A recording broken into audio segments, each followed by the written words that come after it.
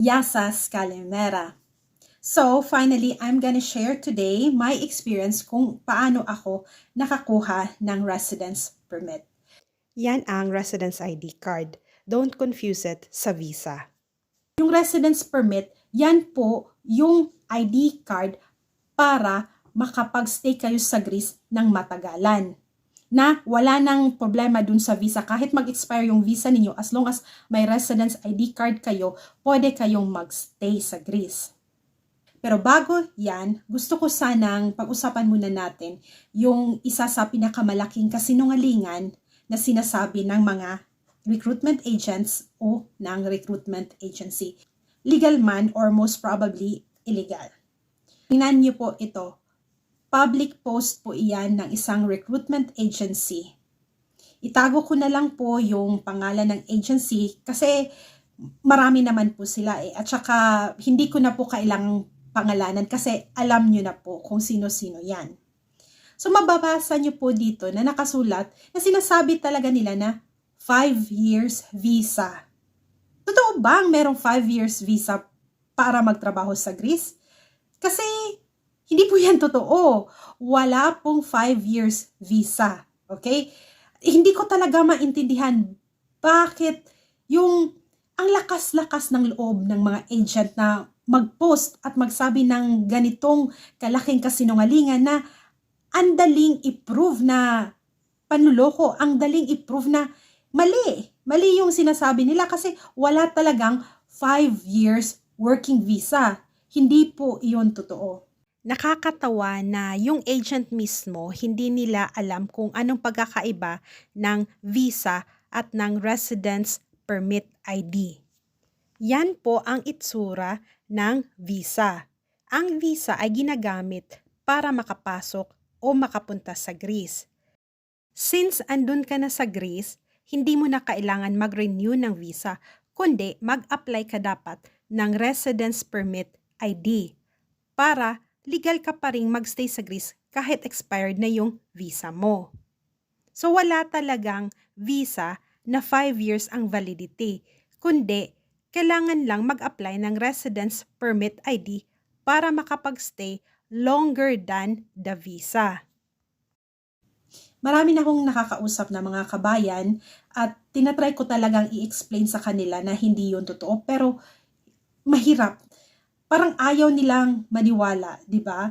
Yung nahihirapan talaga ako kasi sinasabi ko na kung anong sitwasyon pero ayaw pa rin nilang maniwala. So, ipapakita ko na lang po yung actual working visa. Ito po. Makikita nyo po na yan po ay valid work visa ng ating kabayan. At kahit magtanong pa po kayo sa iba, 9 months lang po ang valid ng working visa, especially na po yung mga seasonal worker. Kung hindi po kayo seasonal worker, let's say factory worker or housemaid, most probably 1 year lang po ang work visa ninyo. 1 year po kasi enough na po iyon na time para mag-process ng residence permit. Karamihan ng ating mga kabayan na gustong magtrabaho as seasonal workers or factory workers or housemaid sa Greece ay mostly galing na sa ibang bansa, let's say Hong Kong. Marami pong nanggaling na sa Hong Kong, marami rin nanggaling na sa Middle East, which is including me. Nag 10 years po ako sa UAE at saka ibang-iba po yung proseso ng UAE kaysa sa Greece. Ipakita ko po sa inyo. Okay? Ito po yung visa ko nung nagtatrabaho ako sa UAE. Makikita nyo po sa visa na nakasulat dyan na valid siya yung 3 years. Kasi sa UAE, hindi sila nagbibigay ng residence permit. Whereas sa Europe naman, as soon as dumating ka sa bansa, kailangan mong mag-apply ng residence permit. Tapos yung residence permit, yan na po yung renewal ng visa ninyo.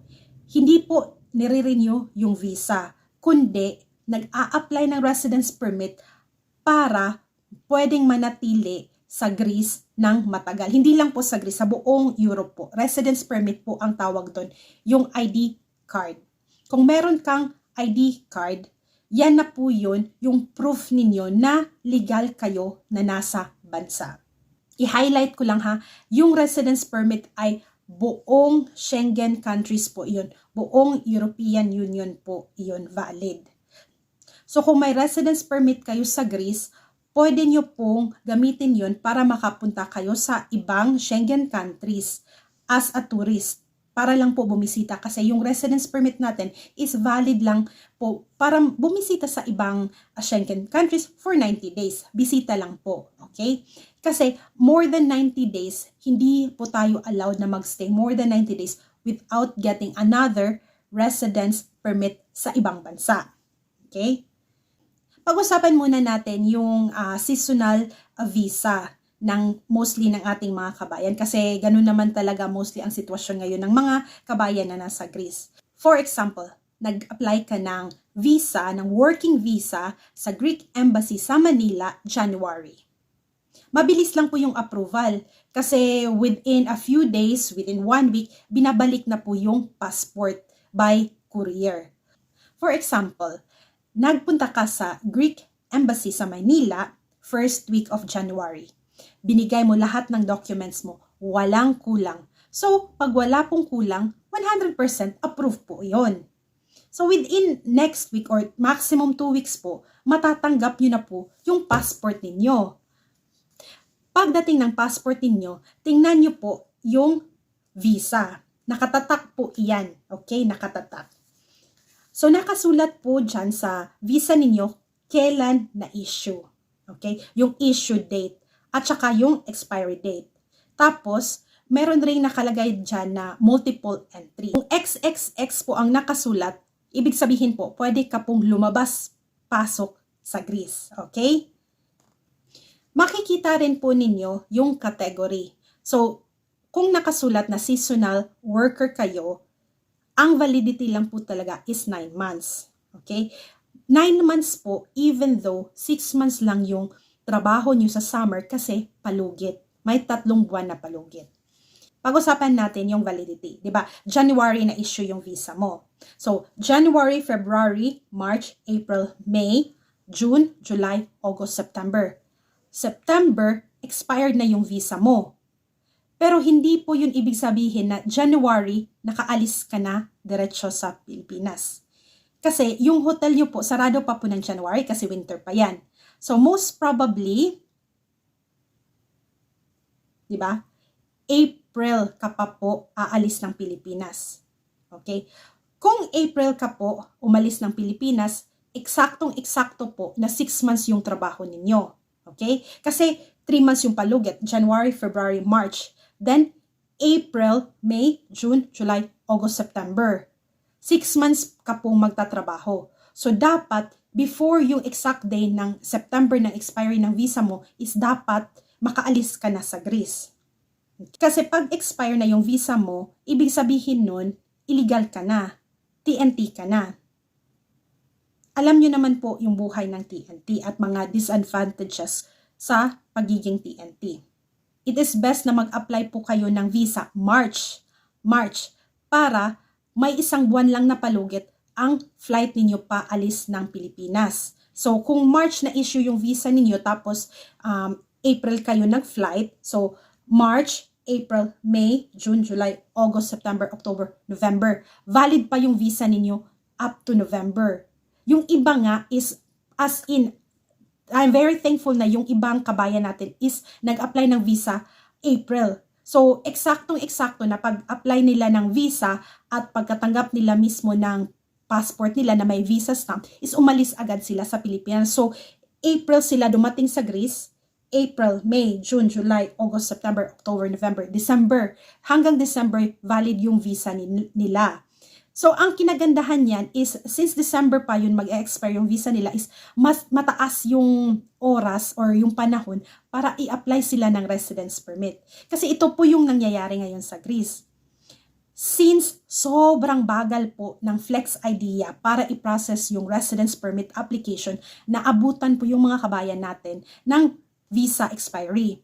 Kasi pag nag-expire po yung visa ninyo, hindi na po kayo makakapag-apply ng residence permit. Kaya, pinauwi sila sa Pilipinas. Fortunately, meron pa tayong mga kabayan na hanggang November at December pa yung expiry ng visa nila. So, naghihintay pa silang ma-process ng Flex ID or ng employer yung residence permit. So, the good news naman is marami rin naman tayong mga kabayan na na-issuean na ng residence permit application. Yung inasikaso talaga. Yung pagdating nila sa Greece within 1 month, kasi dapat talaga within maximum 3 months. Maximum 3 months po dapat na pagdating nyo sa Greece is mag-apply agad ng residence permit. So yan po yung naging problema kasi hindi nag-apply agad yung Flex Idea or yung employer. Okay? Kung nagbayad po kayo sa Flex Idea ng 3,000, 4,000, 5,000 euros, yan po ay para sa processing ng residence permit ninyo. So, since nagbayad kayo sa Flex Idea, dapat asikasuhin nila. Ang problema nga, overloaded sila, overworked sila. Yun ang sabi ng Flex Idea. As per this email,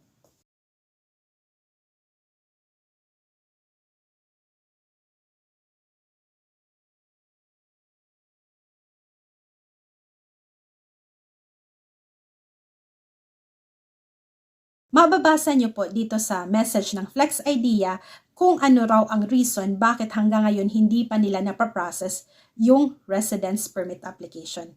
It's up to you kung maniwala po kayo. Pero ang opinion ko po ay may paraan naman talaga. Dapat, since binayaran nyo sila, ay dapat asikasuhin nila, di ba? Kasi hindi naman yun mura at saka wala pong excuses. Since nagbayad kayo, so dapat asikasuhin nila on time. Yung mga meron pang November at December na visa expiry, hopefully, ma-process na po iyon ng Flex ID at makapag-apply na ng residence permit bago mag-expire. As long as makapag-apply sila ng residence permit is okay na po kahit mag-expire yung visa. As long as may application, pwede pong manatili sa Greece kasi legal po kayo as long as meron kayong application. Again, kahit wala pa kayong biometrics, legal po kayo nasa Greece as long as meron kayong residence permit application. Yung application lang po ang kailangan. Hindi na po kailangan mag-request ng visa extension, which is hindi naman totoo. Wala na pong kailangan gawin. Ang kailangan lang pong gawin is mag-apply lang talaga ng residence permit. Paano ba malaman na totoo ba talagang in-applyan na ng residence permit? Ito lang po. Punta lang po kayo sa website, i-type nyo po yung apelyado ninyo, passport number, at saka yung CAPTCHA, which is, try nyo lang po hanggang maswertehan kayo sa CAPTCHA. Pag pindot nyo po ng search, is lalabas po yung ganito. Ganito po, ganyan lang po. As long as merong ganyan, as long as merong result, legit na po kayo, legal na po kayo nandyan sa Greece. Yung application nyo po for residence permit is valid po yan for 1 year. Dapat within 1 year na nag-apply kayo is ma-approve yung application ninyo. Okay? Dapat within 1 year. Kung hindi naman na-approve within 1 year, i-check nyo lang po yung website, yung status. Kasi as long as hindi rejected, kahit pa more than 1 year na, as long as hindi nakasulat rejected, okay lang po. Kasi overloaded rin yung Greek government para sa approval. So medyo matagal mag-approve. Pero make sure po na hindi ma-reject. Kasi malaki rin ang possibility na ma-reject yung application ninyo kung hindi kayo nag-submit ng complete documents. Kung hindi kayo sumipot sa biometrics. Kaya kailangan nyo pong i-check at least man lang once a week or at least man lang sana once a month para makita nyo po yung totoong status ng residence permit application ninyo. Huwag po kayong mag-rely sa Flex Idea. Huwag kayong mag-rely sa employer ninyo. Nasasabihan kayo na, ito dapat mong gawin, ito may kulang. Kayo po dapat mismo ang makasigurado kung ano ba talagang status ng application ninyo. Kasi online lang naman yan. Super easy po pag-check ng status. At saka lalabas po dyan sa status kung may missing document. Kasi karamihan naman sa ating mga kabayan is nare-reject yung application talaga is may kulang. Diba? Yung hindi nag-submit ng insurance, hindi nag-submit ng tax. Yung nagkulang lang talaga. At saka napabayaan ng attorney, ng lawyer na i-check yung status. Kaya kayo na lang po mismo ang mag-check kasi kayo rin naman ang kawawa kung ma-reject yung application ninyo.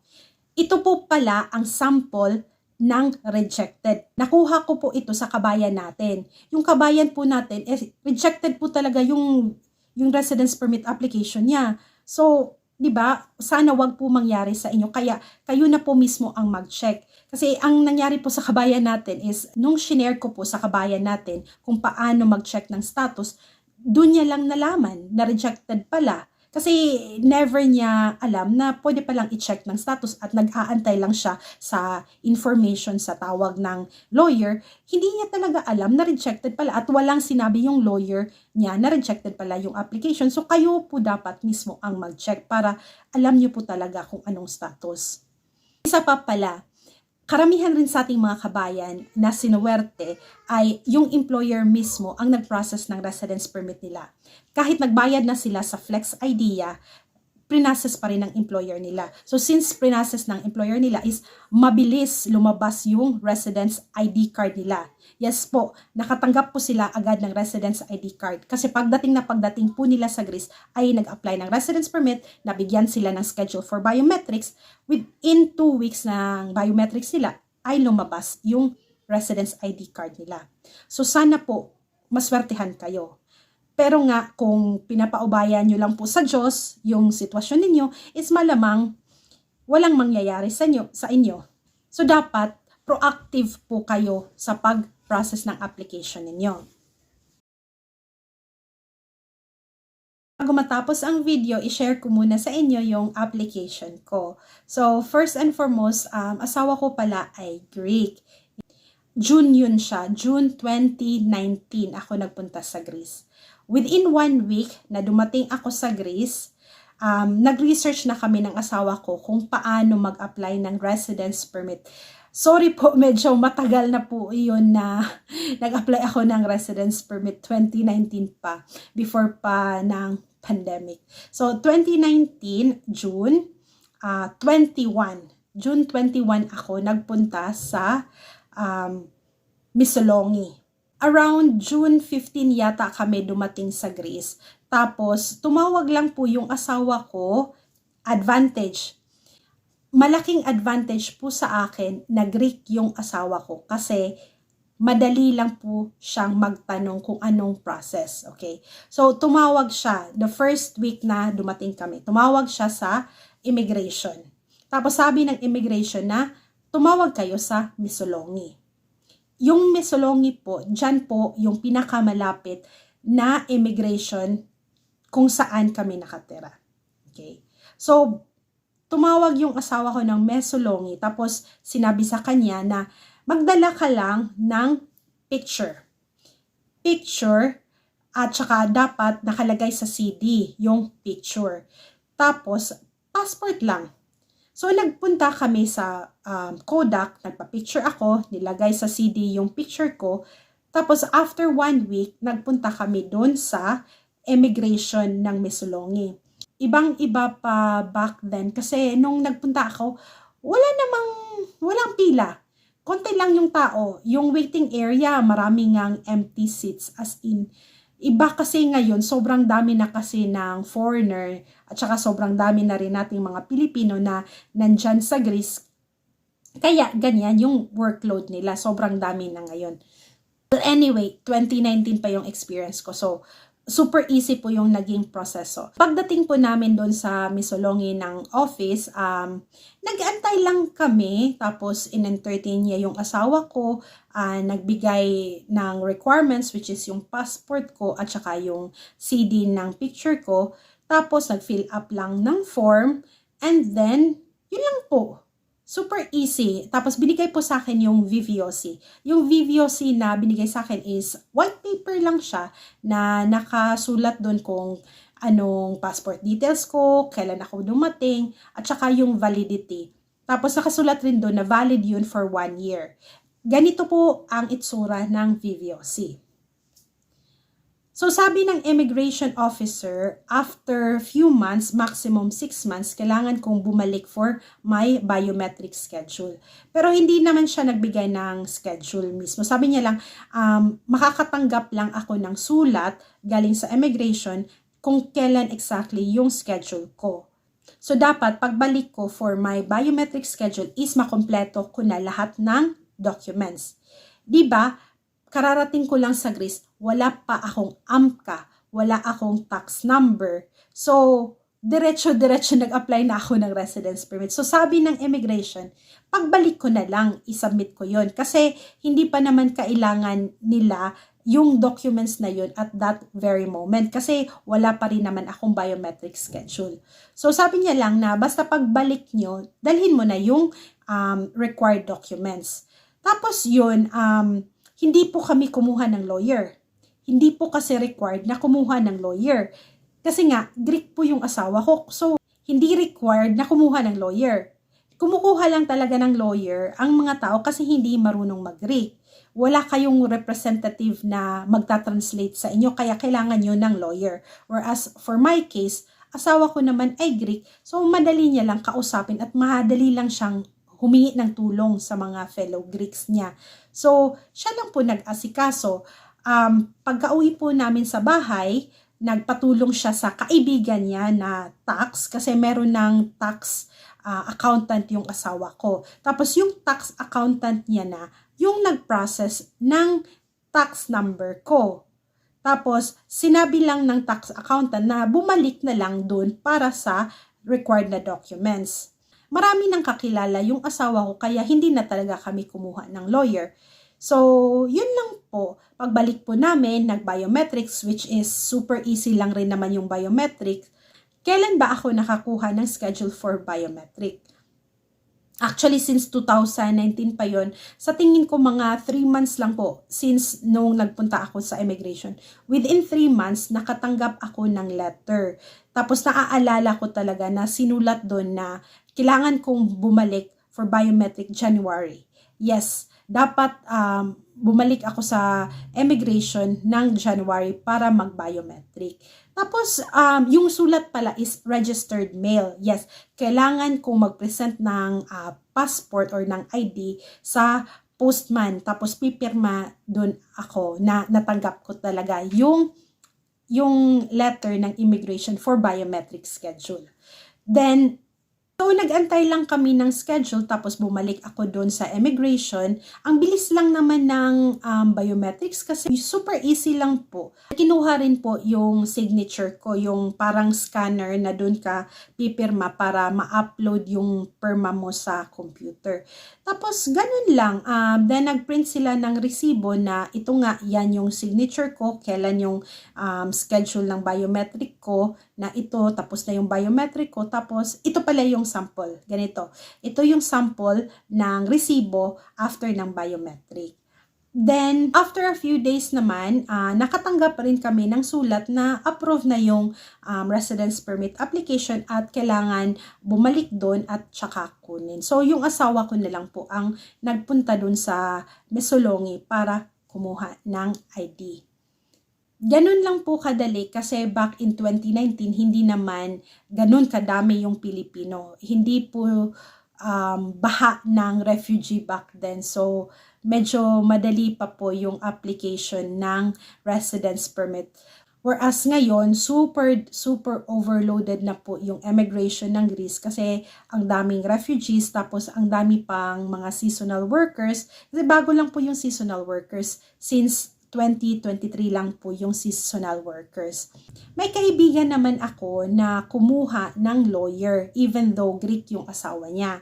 Kumuha sila ng lawyer kasi busy talaga yung asawa niya. Nagtatrabaho sa Athens at saka wala talagang oras para mag-asikaso. So, kumuha na lang sila ng lawyer. Ito po yung number ng lawyer just in case nangangailangan kayo. Pero hindi ko po iyan ma-assure sa inyo na available po yung lawyer na asikasuhin yung papeles ninyo kung kailangan nyo po ng lawyer. So, magkano ba ang bayad ng lawyer? Maximum 1,000 euros lang po ang bayad sa lawyer. Pero that was way back then in 2019. So, baka iba na ngayon ang fee ng lawyer. Alam nyo naman po, pataas, pababa. So, depende na po kasi iba po talaga yung price pagka Greek yung kausap kaysa sa Filipino. Again, hindi po required na gumamit ng lawyer para mag-process ng residence permit. Pwede po kayo na mismo at saka pagtiyagaan nyo na lang po yung pakikipag-usap ng Greek sa mga immigration officer. Makakaya naman po kahit walang lawyer kasi hindi naman lahat ng tao ay merong pambayad sa lawyer. So, pwede po kayo na mismo ang magpunta dun sa immigration, kayo na po mismo ang tumawag sa immigration. At saka makiusap na lang kayo na makipag-usap sila sa inyo in English. Mababait naman yung Greek, so pakiusapan yun lang po na kausapin kayo ng Greeks. At saka kayo na lang po mismo kumuha ng tax number, ng insurance dun sa KEP. Yung KEP pala, malaki pong maitutulong sa inyo sa KEP kasi yung KEP is parang community service office siya kung saan pwede kayong magpatulong kung paano kumuha ng mga AMCA at saka ICA at saka AFIMI number. Sa KEP po kayo magtanong kung paano kumuha ng requirements para sa residence permit application. So, Google nyo lang po. Open up Google Map, tapos KEP, K-E-P. Pag-search nyo po iyan, tingnan nyo na lang po kung saan ang pinakamalapit na KEP office sa lugar ninyo. Marami pong KEP office sa mga island. Lahat po ng island ay merong KEP. Kasi kahit nga sa amin, maliit lang po kami na munisipyo, meron pong KEP doon. So, doon po kayo sa KEP humingi ng tulong para makakuha ng mga requirements. I hope nakatulong ako sa inyo today sa pag-explain ng proseso kung paano ako kumuha ng residence permit. So, kita-kita na lang po tayo sa susunod na video at you can always add me on my Facebook. Ako si Amor and you can send me a friend request so that you can message my Facebook account. So, kita-kita po tayo sa susunod na video. Salamat!